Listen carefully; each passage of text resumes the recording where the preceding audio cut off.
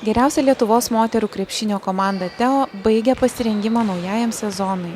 Komanda tradiciškai žais Lietuvos ir Baltijos moterų krepšinio lygose bei prestižinėje moterų Eurolygoje. Moterų Eurolyga startuoja kitą trečiadienį rungtynėmis Stambule su Fenerbahče komanda, o Lietuvos čempionatą pradėsime šį šeštadienį Klaipėdoje rungtynėmis su Leminkainen komanda.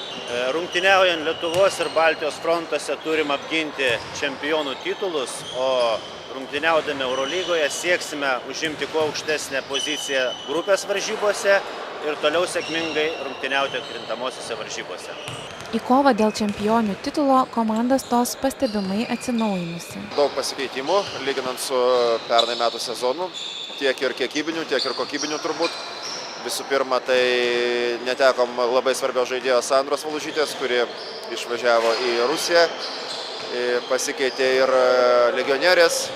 Į komandą įsiliejo dvi naujos gynėjos – Aurimė Rinkevičiūtė ir amerikietė Lindsey Wilson, puolėjos Crystal Langorn ir Noel Quinn bei naudingiausia praėjusių metų Lietuvos moterų lygos krepšininkė Daina Staugaitienė.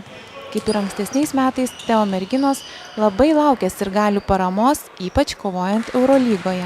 Buvo tokia sirgalių grupelė, kuri su vėliavom ir su drabužiais, tokiais simboliniais pasidabinę rėkdavo, šaukdavo, nesvarbu, kaip mums sekdavosi. Tai vat ir šiais metais kviečiu visus trečiadieniais ateiti mus palaikyti, nes mums labai svarbi, labai žiauriai svarbi jūsų parama.